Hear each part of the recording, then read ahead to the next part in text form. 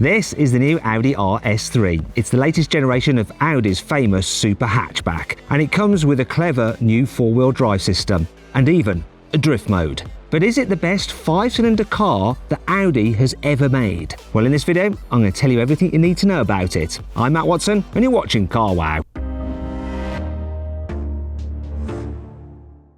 The new Audi RS3 looks like someone's taken their S3 to the gym. Now it struts around everywhere in a tight t-shirt drinking a protein shake. Well, actually, it doesn't, it's a car, but yeah, lame analogy, sorry. Now, you can get the RS3 as a 5-door hatchback or a 4-door saloon, just like you could with the old version. Both have a huge honeycomb grille up front with absolutely massive air intakes. All new Audi RS3s come with mean-looking LED headlights and brake lights, just like an S3 has. However, you can upgrade the lights to matrix LEDs with some pretty swanky features. You see, when you unlock or lock the car, the left headlight will light up a checkered flag, and the right headlight will show RS3 lettering. Now, besides the lights, the new RS3 comes with massive flared wheel arches like all other RS models. However, this new car is 3 centimeters wider at the front and 1 centimeter wider at the back than the old RS3. However, this sporty body kit isn't just for show. The vents behind the front wheels help smooth the airflow around the car to reduce drag.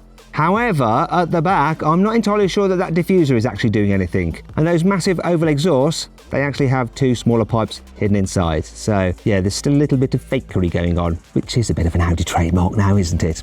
Anyhow, what do you think of the new RS3's design? Is it a better looking car than the Mercedes-AMG A45?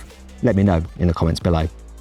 Audi has stuck to its guns and kept the legendary 2.5-litre 5-cylinder engine for the new RS3. Well, thank God for that. Now, this is very similar to the engine you got in the old RS3. In fact, it produces the same 400 horsepower as that car did. So that means it has 90 horsepower more than you get from an S3, but 21 horsepower less than you get with an AMG A45 S. It's not all bad news though. The engine makes 400 horsepower across more of the rev range, which would make the car feel quicker than before. There's more torque for you to play with too. The new car has 500 Newton meters instead of the 480 of the old version, and that should help improve in-gear acceleration.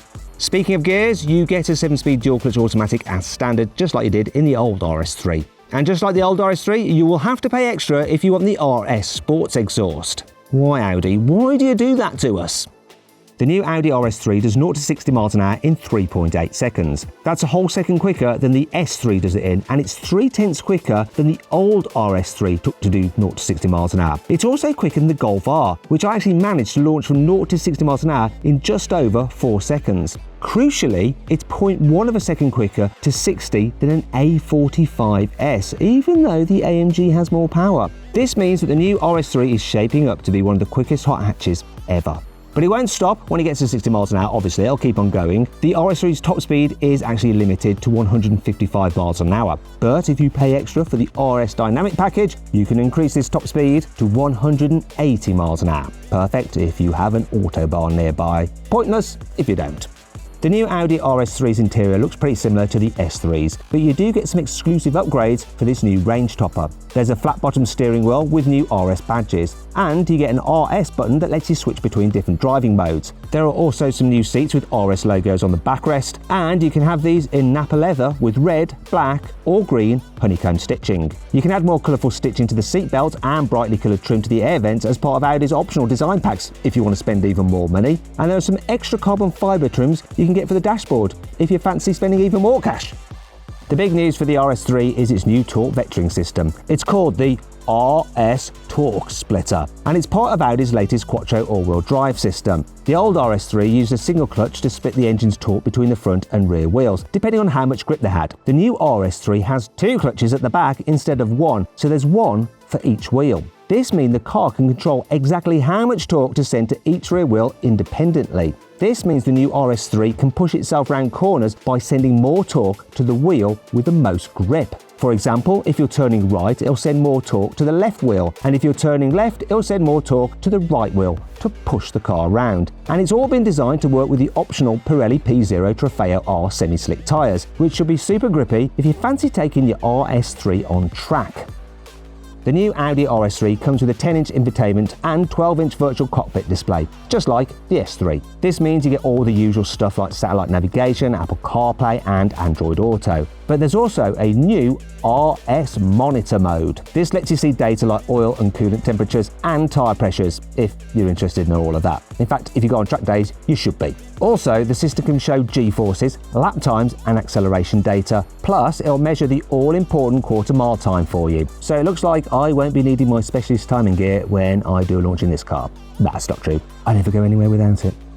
Lots of new hot hatches come with a drift mode these days. The Ford Focus RS kicked things off way back in 2016, and now you can get drift modes in the AMG A45 S and the new Volkswagen Golf R. Now Audi's joining the drift party with the RS3, all thanks to its new RS Torque splitter system. Stick the car in RS Torque rear mode and it'll send the engine's power to the outside rear wheel to get the back end sliding. This means the new RS3 should feel very different to the old RS3s, which could be a little bit understeery. But will this drift mode be as good as the one on a Mercedes AMG A45 S? Audi has completely reworked the RS3 suspension for this new model. Now it's 10mm lower than an S3 and 25mm lower than a standard A3.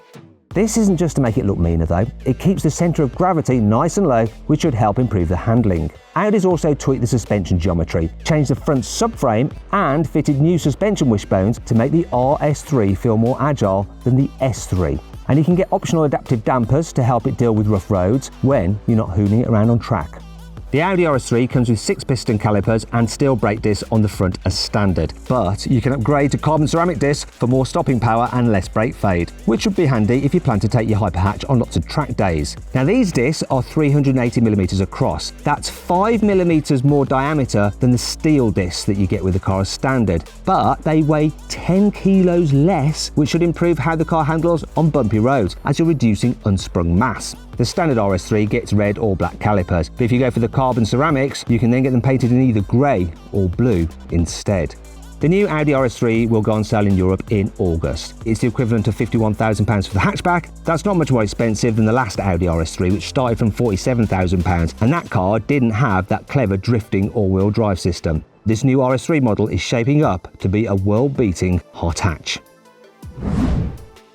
Hey, if you enjoyed the video, please give it a like. Also, let me know of any other videos you'd like me to do in the comments below. If you click there, you can watch some more videos, and if you click on that box there, you can actually sign up to the CarWow newsletter, where we'll keep you up to date of all the latest news and reviews from the car world in between these video uploads. So just click on that, sign up, it's completely free, and of course you can cancel anytime you want to. Thanks for watching, see you next time.